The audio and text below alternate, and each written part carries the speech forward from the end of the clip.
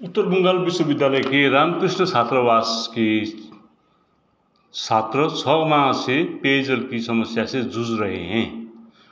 अधीक्षक से कई बार संपर्क करने के बावजूद छात्रों ने प्रशासनिक भवन में ताला लटकाकर विरोध जताया। पीने के पानी की मांग करते हुए नॉर्थ बंगाल यूनिवर्सिटी के रामकृष्ण हॉस्टल के छात्रों ने हाथों में प्ले कार्ड लेकर जल नहीं जल चाय का नारा लगाते हुए हॉस्टल से मार्च निकाला और नॉर्थ बंगाल यूनिवर्सिटी के वॉच एंड वार्ड विभाग के सामने पहुंचे। उन्होंने वहां ताले लटकाकर विरोध प्रदर्शन किया। इसके बाद उन्होंने दोबारा मार्च किया और उत्तर बंगाल विश्वविद्यालय के प्रशासनिक भवन के प्रवेश द्वार पर ताला लगाकर विरोध प्रदर्शन किया। यूनिवर्सिटी के रजिस्ट्रार देवाशीष दत्त जब प्रशासनिक भवन के सामने आए तो छात्रों ने उन्हें घेर कर विरोध प्रदर्शन शुरू कर दिया। प्रदर्शनकारियों का दावा है कि हॉस्टल में 6 महीने से पीने का पानी नहीं है, बाथरूम का दरवाज़ा तक नहीं है और हॉस्टल में कई अन्य समस्याएं हैं। छात्रों ने छात्रावास की 6 लॉबी में तत्काल 6 पेयजल एक्वागार्ड लगाने की मांग की और कहा कि उन्होंने छात्रावास अधीक्षक से कई बार शिकायत की है। हालांकि उनके आंदोलन का कोई समाधान नहीं निकला। उन्होंने रजिस्ट्रार सामने रखकर छात्रावास का दौरा करने का अनुरोध किया। इस संबंध में नॉर्थ बंगाल यूनिवर्सिटी के कार्यवाहक रजिस्ट्रार देवाशीष दत्त ने कहा कि रामकृष्ण हॉस्टल की समस्या पर कल आपातकालीन आधार पर चर्चा की गई और आज 2 पेयजल मशीनें लगाई जाएगी। उन्होंने कहा कि बाकी मशीनें अगले सप्ताह के भीतर स्थापित कर दी जाएगी। उन्होंने छात्रावास का दौरा कर छात्रों के द्वारा उठाई गई समस्याओं का समाधान करने का भी आश्वासन दिया।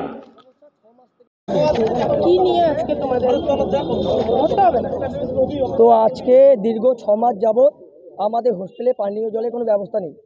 আমাদের হোস্টেলে টোটাল 6টা লবি, 6টা লবির মধ্যে মানে থাকে হচ্ছে 300 জন, ঠিক আছে। এখন হচ্ছে গিয়ে সিনিয়ররা বের হয়ে যাওয়ার পরে 150 জনের কাছাকাছি থাকে, 128 জন। সেখানে একটাও অ্যাকোয়াগার্ড নেই। আমাদেরকে যে বেসিনে যে স্নান করা জল, সেই জল আমাদেরকে খেতে হচ্ছে।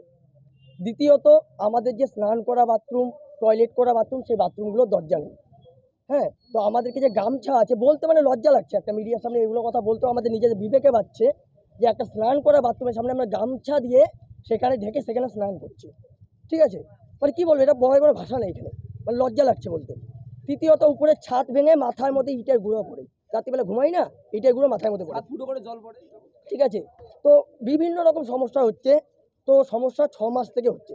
আমরা কমপ্লেন করি, কমপ্লেন করার পর আজকে দেবো, কালকে দেবো, পরশু দেবো, চলে যাচ্ছে।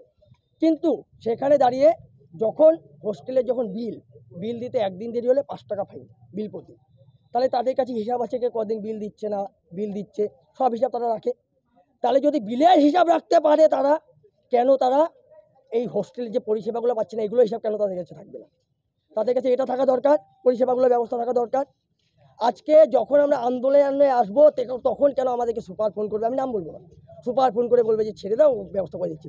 আগে তোমাদের চোখ ছিল না, আগে তোমরা দেখোনি, আগে কোথায় ছিলে তোমরা, আগে কোথায় ছিলে? আর আমাদের সব থেকে বড় সমস্যা হচ্ছে দুসার দিয়ে দিন যাচ্ছে, দিনে নালি মশা, মানে সমস্যা যদি বলি একটা খাতার পেজে লেখি সমস্যা শেষ হবে না হোস্টেলে, ঠিক আছে। তাহলে ম্যাচ বিল নেওয়ার সময় ম্যাচ বিল টনটনা নিচ্ছে, খাওয়া খেয়ে মানে কি বলবো, মানে পেটের এমন সমস্যা, হসপিটাল যাচ্ছি, হ্যাঁ হসপিটাল যাচ্ছি।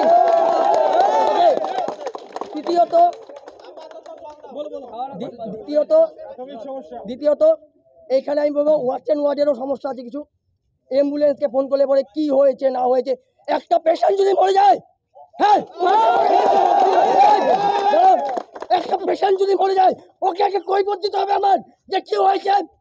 হ্যাঁ, আমার পেশেন্ট মরে যাচ্ছে, আমি বলবো জ্বর আসছে, হ্যাঁ ওর পেট খারাপ করছে, আরে অ্যাম্বুলেন্সকে কি ছাগলামি করার জন্য রাখবো আমরা? হ্যাঁ, কেন কৈফিয়ত দিতে হবে? হোস্টেল পরিষেবা ইউনিভার্সিটি না, এটা আরকে হস্টেলের ছেলেরা এসেছিল, ওদের দীর্ঘদিন নাকি জল নেই ওদের হস্টেলে।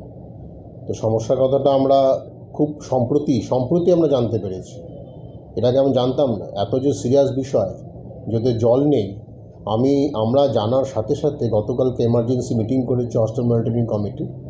সেখানে সিদ্ধান্ত হয়েছে এবং সিদ্ধান্ত অনুযায়ী আজকেই ওদের হস্টেলে জলের ব্যবস্থা করে দেওয়া হয়েছে। 2টো অ্যাকোয়াগার্ড আমরা লাগিয়ে দিয়েছি।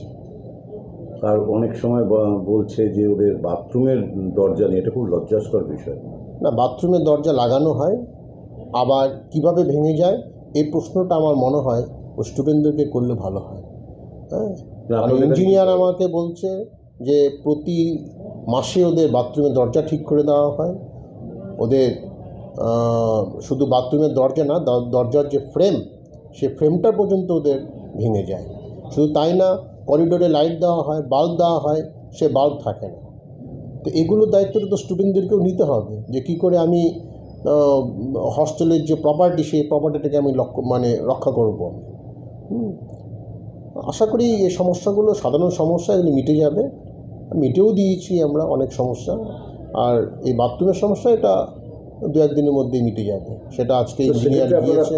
কষান মানি থেকে কেটে নেন না কেন, যদি কোনো ড্যামেজ করে, কোনো ক্ষতি করে বিশ্ববিদ্যালয়ের সম্পর্কে? এখন দেখুন, স্টুডেন্টরা তো এরা তো নানান ধরনের সোশিও ইকোনমিক ব্যাকগ্রাউন্ডের থেকে পড়াশোনা করতে আসে। তাই আমরা কষান ডিপোজিটটা বাড়াতে চাই না। আমাদের কাছে অনেক দিন থেকেই এটা 100 টাকা করে আছে কষান ডিপোজিট। সে 100 টাকা করেই রেখে দেওয়া হয়েছে। তো সবাই তো ওখানে ঠিক ধ্বংসলীলা চালায় না, নষ্ট করে না, প্রপার্টি অনেকে মেনটেনও করে ওখানে। তো সবার কথা চিন্তা ভাবনা করে এটা 100 টাকা করেই রাখা হয়েছে। তবে আমার মনে হয় এটা আমরা আরও কিছু দ্রুত কোনো স্টার্ন একটা সিদ্ধান্ত নেব, যাতে স্টুডেন্টরা কোনো ধরনের প্রপার্টি, বিশেষ করে হস্টেলের প্রপার্টি, যাতে নষ্ট না করতে পারে। সেক্ষেত্রে সিসি ক্যামেরার সাহায্য কি নিচ্ছেন? সিসি ক্যামেরা তো ভেতরে নেই না, বাইরে আছে। সিসি ক্যামেরা তো হস্টেলের ভেতরে নেই, করিডোরগুলোতে। হ্যাঁ, নেই। তবে হস্টেলে যে বাথরুমের সমস্যা, সেটা তো দরজার সমস্যা, সেটা তো 2-3 দিনের মধ্যে মিটে যাবে বলে ইঞ্জিনিয়ারের সাথে কথা হয়েছে, করে দিচ্ছে।